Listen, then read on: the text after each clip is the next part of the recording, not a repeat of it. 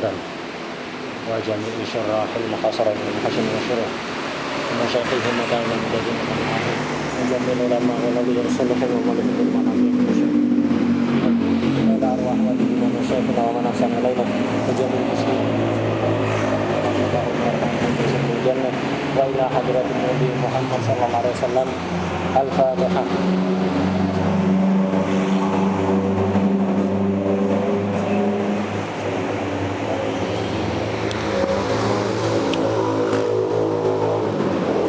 Ada baca.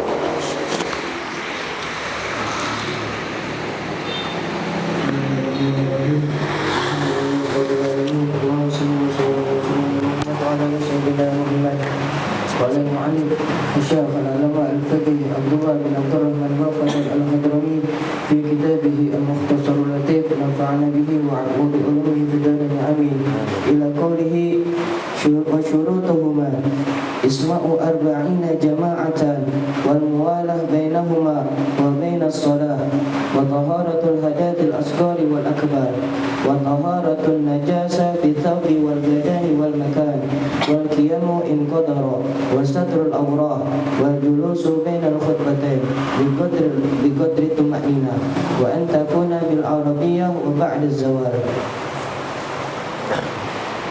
Bismillahirrahmanirrahim. Alhamdulillahirabbil alamin. Wassalatu wassalamu ala sayyidina Muhammad wa ala alihi wa sahbihi ajma'in. Amma ba'd. Qala radhiyallahu ta'ala wa syurutuhuma isma'u arba'in. Syurutuhuma ay syurut apa? Al-khutbatain. Ini syaratnya khutbah Jumat. Disebutkan sebagian ada di sini. Sebenarnya syaratnya ada sekitar 20-an. Ya. Nah, di sini disebutkan sebagian. Syarat ini khusus untuk khutbah Jumat. Untuk khutbah-khutbah yang lain syaratnya lebih sedikit. Kan khutbah tidak hanya khutbah Jumat. Ada khutbah salat Id, khutbah salat istisqa, salat gerhana, ya kan? Banyak khutbah-khutbah di dalam salat yang lain. Syarat yang begitu banyak ini khusus untuk khutbah Jumat. Untuk khutbah yang lain syaratnya sedikit, tidak sebanyak ini. Tidak sebanyak ini. Nah, di sini dikatakan wa syurutuhuma isma'uhuma arba'in. Khutbah Jumat itu, khutbah pertama dan kedua harus diperdengarkan, memperdengarkan. Jadi khotibnya harus memperdengarkan khutbaten kepada 40 orang. Nah, kita tahu syaratnya Jumat harus 40 orang.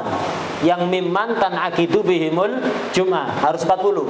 40 ini imam sudah masuk apa belum? Sudah masuk ya. Mimman tan'aqidu bihimul Jumat 40 ini semuanya harus orang-orang yang tan'aqid bihimul Jumat, yang masuk hitungan. Yaitu apa? Muslim, mukallaf, hur, zakar, mustautin. Nah, ini syaratnya. Orang-orang yang masuk hitungan. Nah, khutbah juga demikian, harus suara khutbah ini terdengar oleh 40 orang yang memenuhi syarat tadi. 40 termasuk khotibnya. Cuman khotib hatta tuli tidak apa-apa. Khotibnya hatta tuli, jadi artinya kalau khotibnya tuli dengar apa enggak? Enggak dengar kan ya. Yang penting 39 yang lain dengar, enggak apa-apa. Kenapa? Karena khotib itu walaupun dia enggak dengar, tapi kan dia paham apa yang disampaikan. Iya apa enggak? Atau dia enggak dengar, tuli, tapi paham enggak apa yang dia sampaikan? Paham. Nah itu. Atau enggak dengar. Nah ini syarat khutbah yang pertama. Jadi kedua khutbah itu harus diperdengarkan oleh 40 orang dari awal sampai akhir. Rukun-rukunnya saja. Yang bukan rukun tidak ada masalah. Yang bukan rukun tidak terdengar tidak ada masalah. Yang penting rukun-rukunnya terdengar. Rukunnya khutbatain kemarin ada berapa? Ada 5. Hamdalah, sholawat ala Rasulullah sallallahu alaihi wasallam, wasiat bit taqwa, ini di khutbah 1, 2. Kemudian baca ayat, afdalnya di pertama. Kemudian doa lil mukminin di khutbah kedua. Ini 5 rukun ini harus terdengar oleh 40 orang. 40 orang yang tan'aqid bihimul jum'ah, yang masuk itu hitungan muslim, mukallaf, hur, zakar, mustautin. Harus terdengar oleh 40 orang. Kalau sholat Jumat makmumnya ngepas 40 orang. Jadi jamaahnya imam dan makmum totalnya 40 orang, yang masuk hitungan totalnya 40 orang.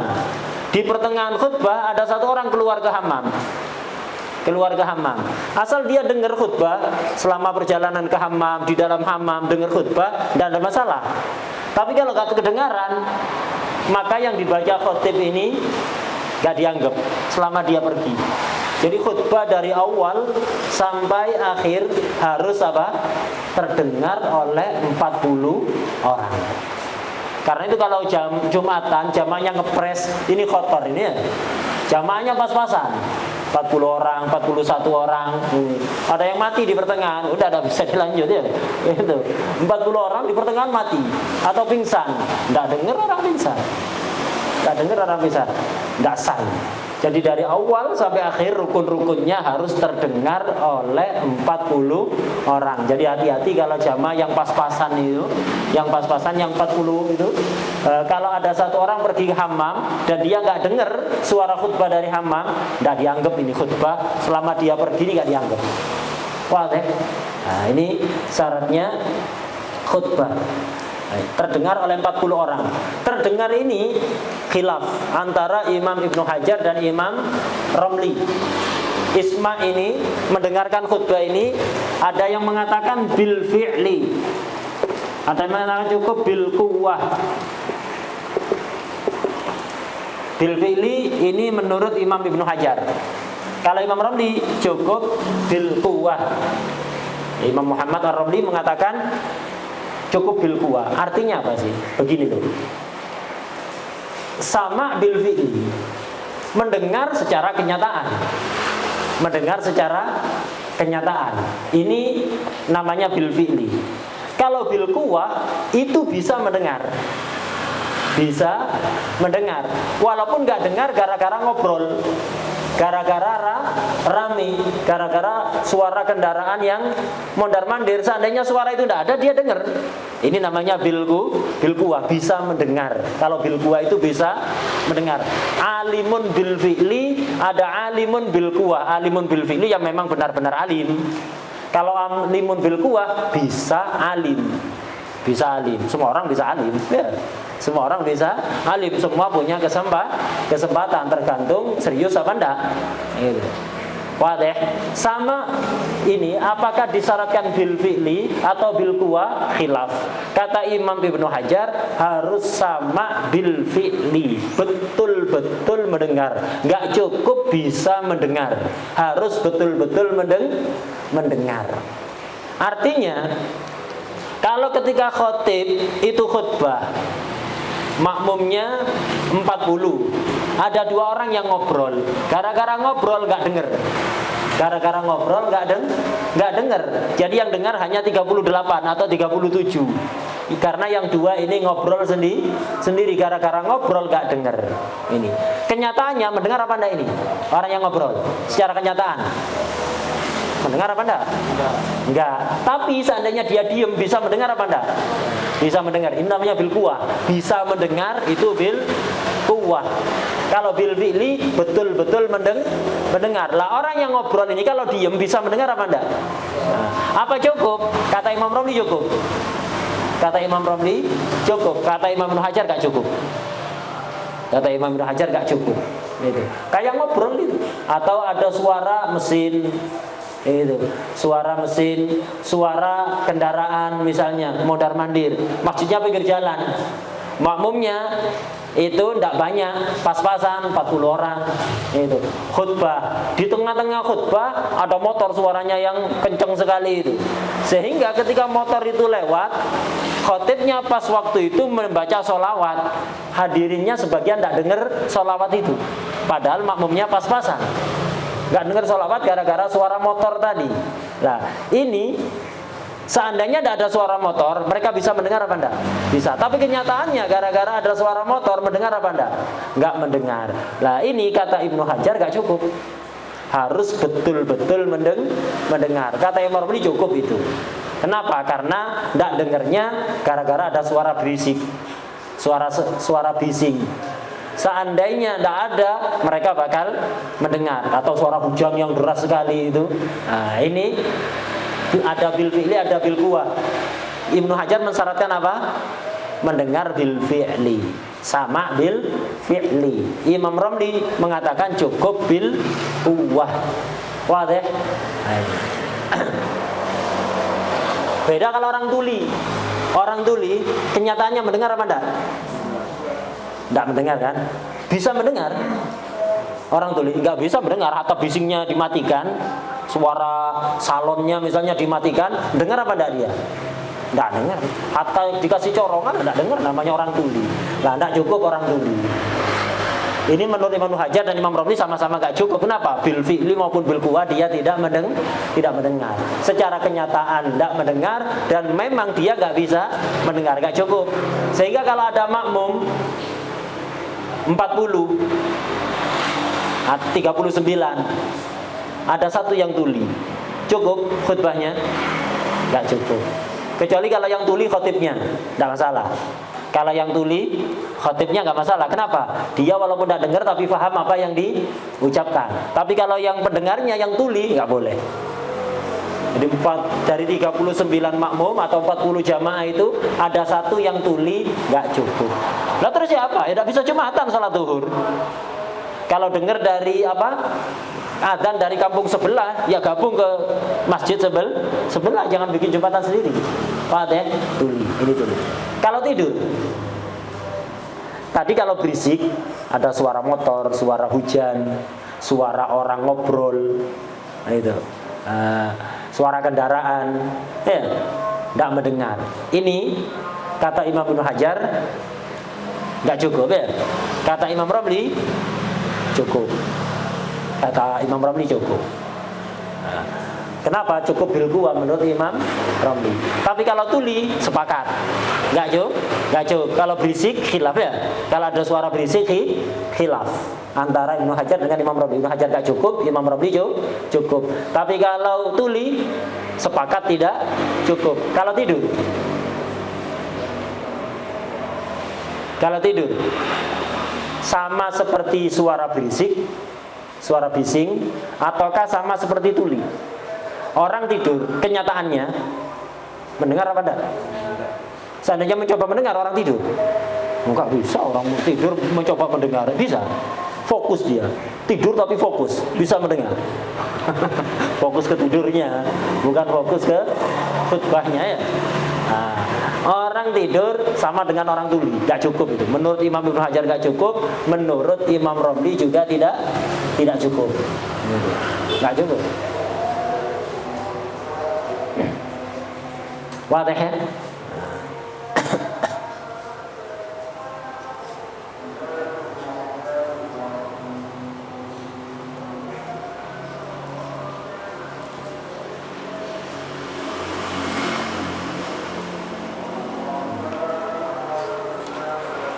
Jadi tidur yang muktamad, ada khilaf ulama. Tidur ini yang muktamad sama seperti apa? Sama seperti berisik apa sama seperti tuli? Sama seperti tuli, nggak cukup ya. Orang tidur nggak cukup. Nah, jadi hati-hati kalau khutbah atau sholat Jumat di masjid yang makmumnya pas-pasan. Ada, hatta di daerah Pasuruan ada. Khutbah itu Anak sendiri pernah ngisi di situ soalnya.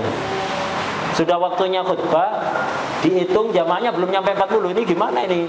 Takmirnya nanya, ini gimana dimulai khutbah apa enggak? Belum 40, jangan belum 40 kok dimulai.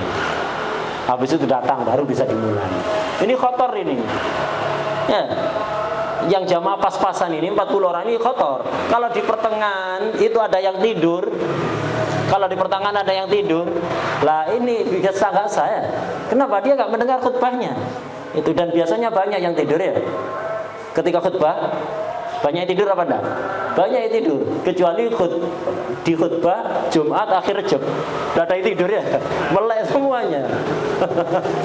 Itu di Jumat-Jumat yang lain biasanya pas khutbah banyak yang tidur, kecuali di Jumat akhir Rajab tidak ada yang tidur, nunggu Ahmadur Rasulullah Muhammadur Rasulullah ya. Nunggu fulus itu biar dompetnya nggak kosong.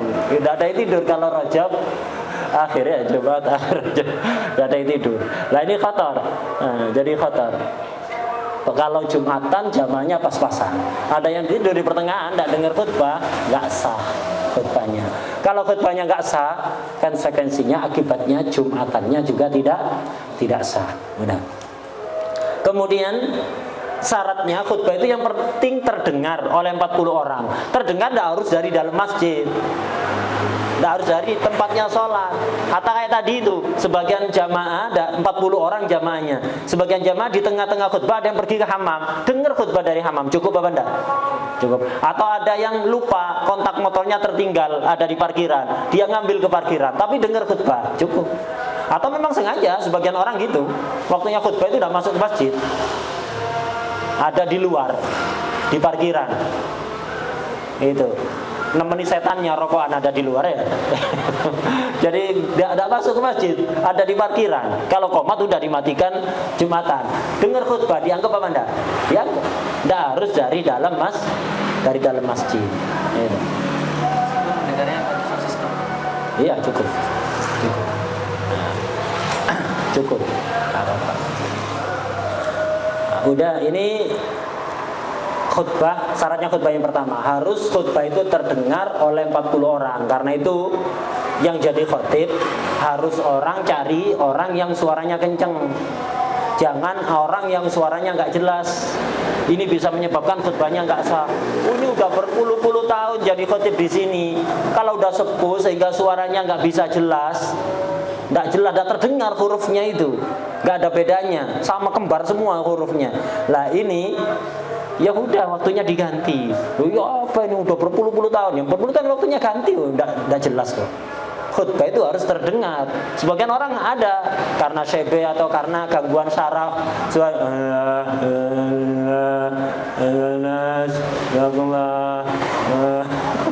gitu. Udah berhenti nih diganti ya, diganti tidak sah khutbahnya nanti. Sebagian orang gitu khutbahnya ada ya.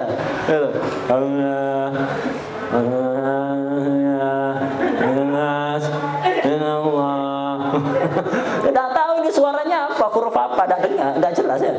Ini tidak sah, diganti dengan terhormat, diganti terhormat, diganti yang lain. Kenapa tidak sah? Khutbah harus terdengar oleh 40, jelas, hurufnya jelas, bukan geremeng-geremeng, kata orang Jawa itu geremeng. Kayak tadi itu suara nggak jelas, hurufnya apa itu nggak sah. Nah, ini syarat yang pertama untuk khutbatain. Sekarang syarat yang kedua.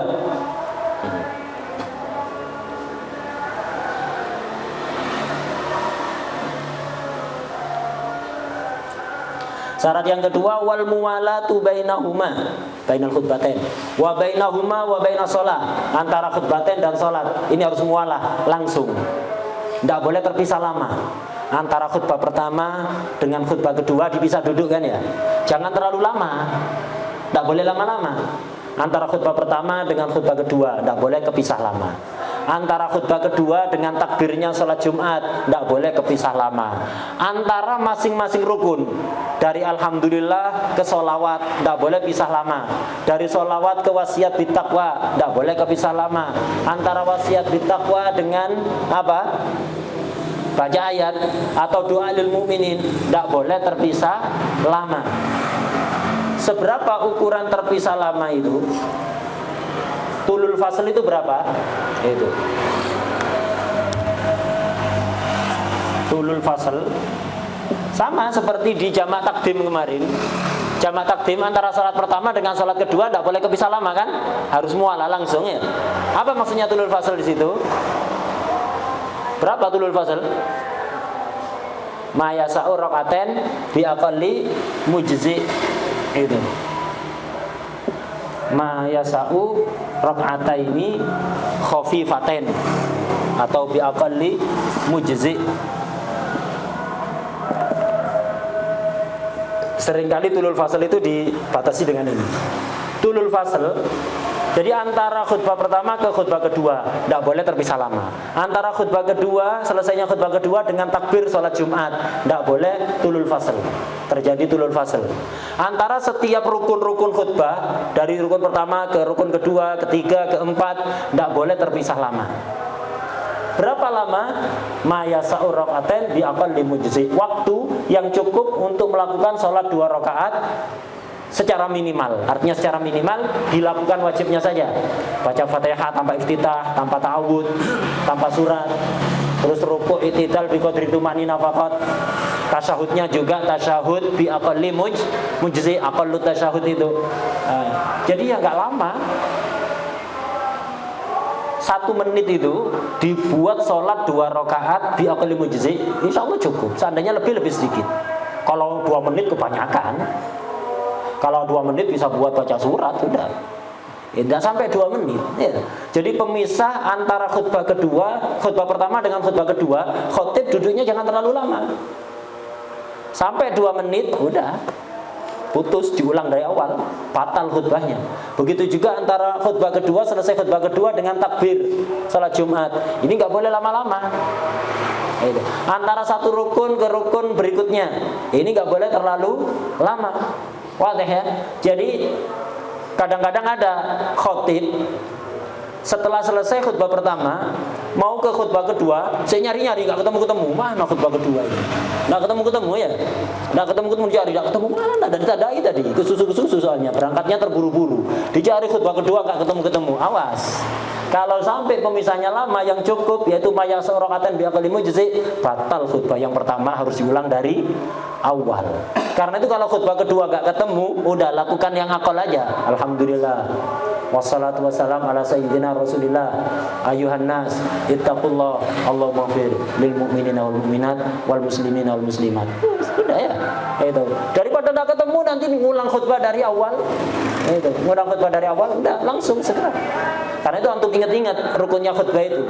Biar ketika kondisi kepepet seperti itu ingat, enak. Atau antum misalnya antum thalibul ilm.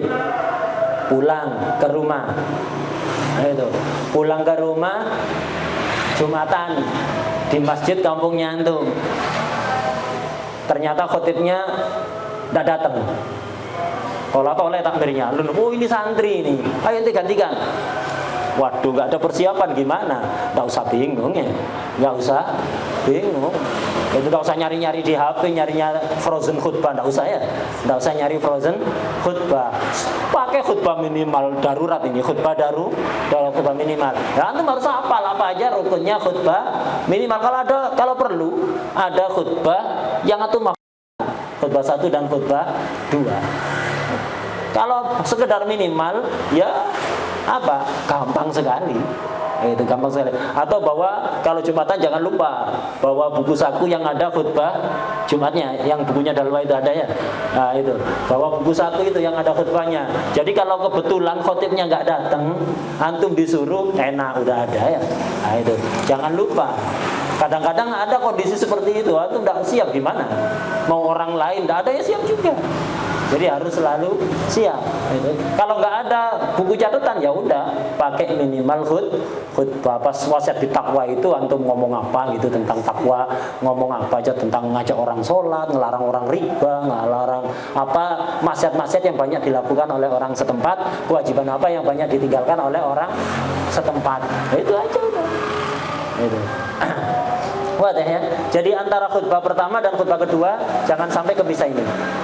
Mayasa orakaten bi aqalli mujzi. Ini. Jadi duduknya jangan terlalu lama. Itu. Nyari khutbah kedua jangan terlalu lama.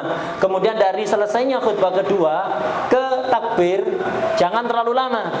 Karena itu imam Jumat enggak usah udah tole meluruskan shaf, enggak usah untuk khutbah khotor soalnya. Kalau jamaah biasa imam tole dulu ya. Kalau jamaah selain Jumat imam tole shafnya lurus apa enggak, sudah penuh shaf pertama apa enggak, lurus apa enggak shafnya. Ini. Jadi kemudian ngajak sawu sufufakum fa inna tasfiyata sufuf min tamamis shalah, luruskan safnya, rapatkan. Jangan bikin saf baru sebelum saf depannya sempurna. Enggak apa-apa kalau salat biasa. Anjuran imam seharusnya begitu, jangan langsung takbir gitu aja. Tola-tole dulu makmumnya sudah benar apa enggak, sudah lurus apa enggak. Ini kalau salat biasa. Kalau Jumat jangan udah. Kenapa? Khotor. Takutnya kelamaan. Lama ini tidak sampai 2 menit loh. Ngomong-ngomong kayak gitu tola-tole, kemudian meluruskan shaf dan yang lain-lain masih siwakan. Belum lagi kalau imamnya agak was-was ya. Usolli. Jangan jadi imam Jumat kalau was-was. Khotor. Jadi orang was-was jangan jadi imam Jumat. Itu. Jangan jadi imam Jumat khotor. Kalau nanti takbirnya kelamaan Allah nggak sah. Sampai berkali-kali, sampai lewat waktu 1 menit lebih, cukup untuk digunakan sholat 2 rakaat secara minimal, maka batal khutbahnya. Kalau batal khutbahnya harus diulang dari awal 2 khutbah itu. Kalau enggak, Jumatannya nggak sah. Wah deh. Jadi hati-hati, yang banyak terjadi kesalahan di situ. Pemisah antara khutbah pertama dan kedua terlalu lama, atau dari selesai khutbah kedua ke takbir terlalu lama gara-gara imamnya was-was, atau si bingung meluruskan shaf. Udah segera langsung. Kalau Jumat itu nggak usah kelamaan, udah nggak usah kelamaan, daripada nggak sah. Itu daripada nggak sah. Itu termasuk kesempurnaan imam mengingatkan makmum untuk apa? Meluruskan shaf, merapatkan barisan, menyempurnakan shaf depannya. Ini termasuk kesempurnaan. Tapi kalau mualah, ini termasuk syarat sahnya khutbah. Kalau khutbahnya nggak sah, Jumatannya juga nggak sah. Nah, ini. Kemudian antara khutbah pertama, rukun-rukunnya khutbah, kan rukunnya khutbah 5 itu. Dari alhamdulillah ke sholawat, dari sholawat ke wasiat bittaqwa, dari wasiat ke takwa ke baca ayat, atau doa lil mukminin. Ini jangan terlalu lama. Jangan terlalu lama. Kalau terlalu lama bisa memutuskan mualah. Misal, sholawatnya kepanjangan, putus mualahnya. Sehingga antara sholawat ke wasiat bittaqwa itu terlalu lama. Misalnya, jadi sholawat yang baca 1 hizib dari dalail. Jadi sholawat alhamdulillah. Kemudian sholawatnya itu 1 hizib dalail itu dibaca. Nah, 1 hizib dalail perlu waktu kalau nyantai itu sekitar 10 menit ya. 1 hizib dalail itu sekitar membutuhkan waktu sekitar 10 menit. Agak cepat sudah ini. 10 menit lah. 10 menit ini lama. Setelah baca 1 hizib dalail baru wasiat bittaqwa. Tak sah ini khutbahnya. Kenapa? Sholawat itu kalau panjang, maka yang dihitung rukun yang minimal saja. Yang dihitung rukun yang minimal. Selebihnya jadi sunnah tambahan. Lah, enggak apa-apa. Sholawat ya jangan hanya minimal Allahumma shalli wa sallim ala sayyidina Muhammad gitu aja. Jangan ya, agak ada wasaf-wasaf takdim lah kepada Rasulullah SAW. Itu yang atau sholawat tajnya Syekh Abu Bakar bin Salim, tidak masalah lah, tidak terlalu panjang. Tapi kalau kepanjangan ini kotor. Akhirnya antara sholawat minimal dengan wasiat bittaqwa kepisah sholawat yang begitu banyak 1 hizib dalail, tidak sah khutbah. Atau pujian kepada Allah kepanjangan. Pujian kepada Allah, dari muji kepada Allah hamdalah ke sholawat itu panjang dipisah dengan munajat-munajat.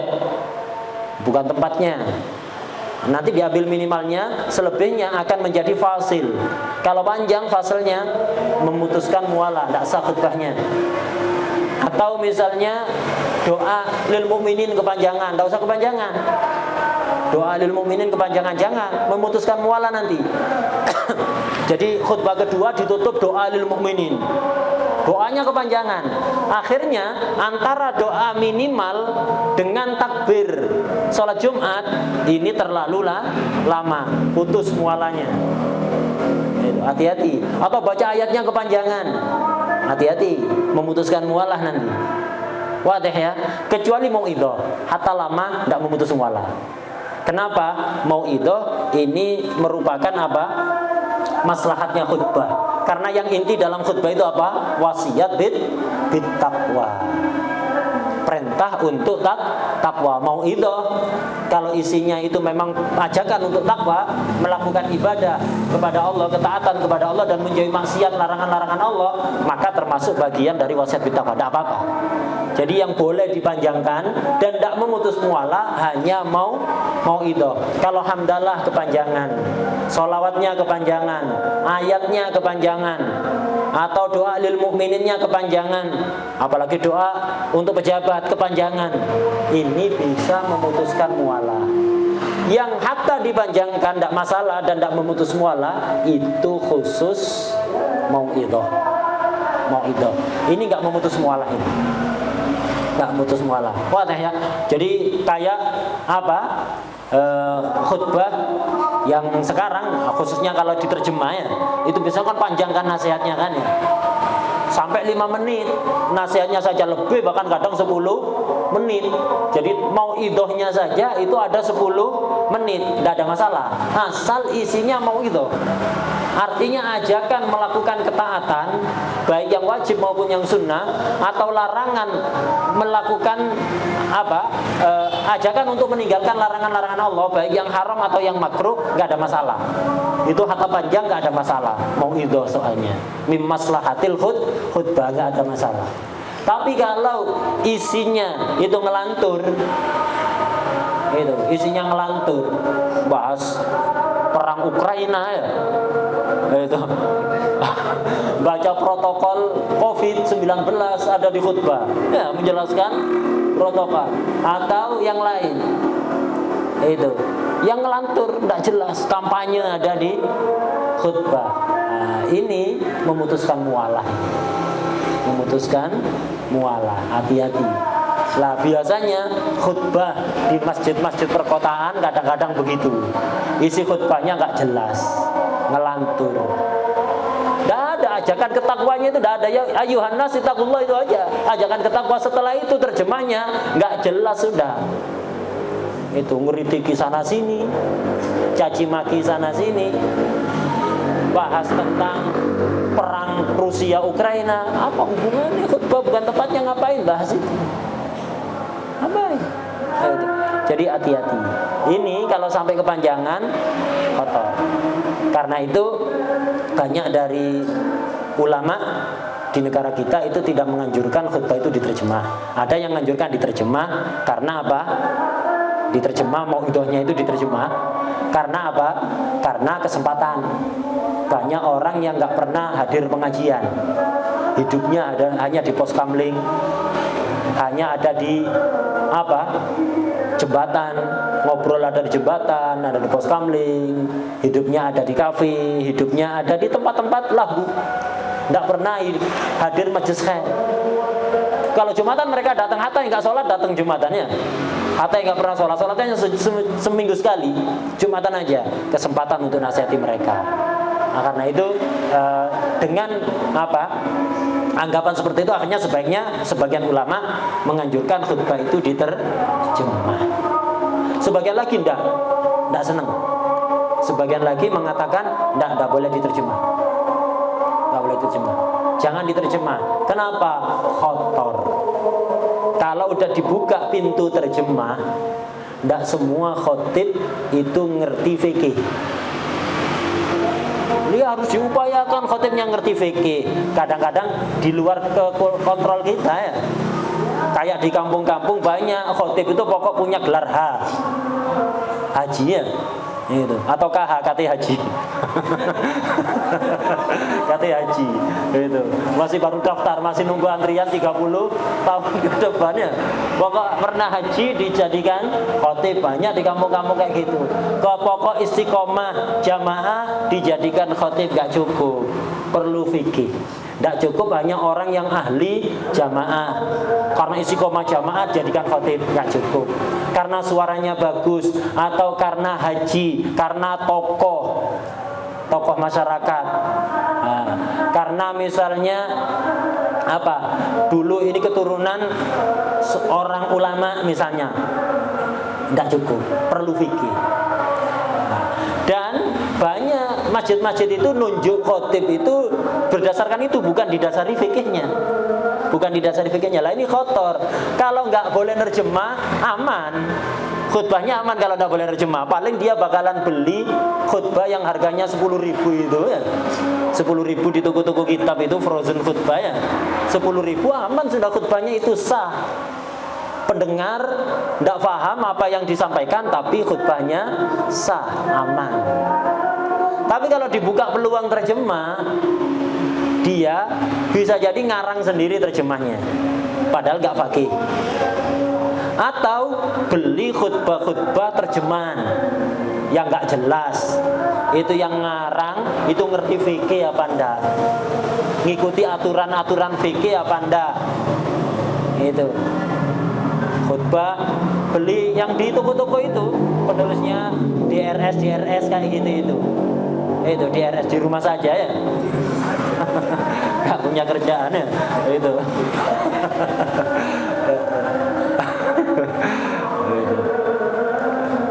Jadi yang ngarang orang-orang nggak jelas, nggak ngerti fikih. Akhirnya isi khutbahnya nggak nyambung, nggak ada mau idhonya panjang lebar 10 menit lebih, 15 menit, isinya bukan mau idho.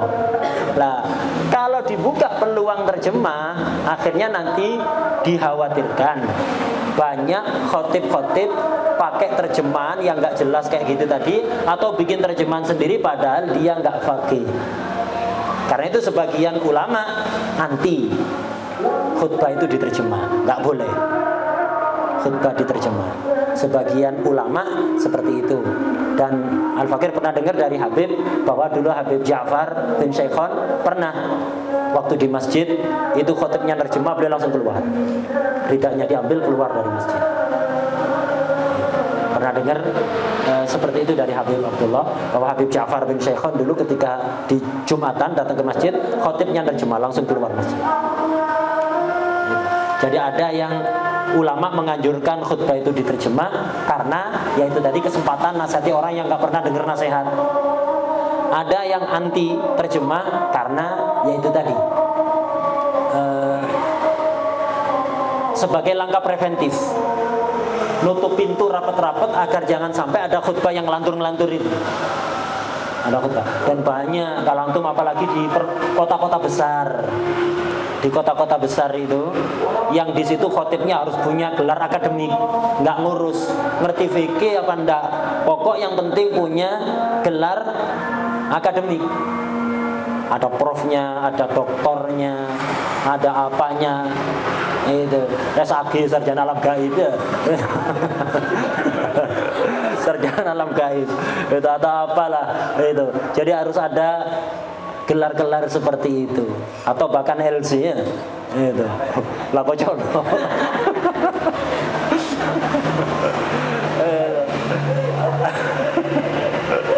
Itu jadi hatta LC nggak jaminan ya, profesor, doktor, itu apa gelar-gelar seperti itu bukan jaminan berarti ilmunya mumpuni, nggak jaminan. Karena itu jangan sampai nunjuk khotib berdasar gelar saja.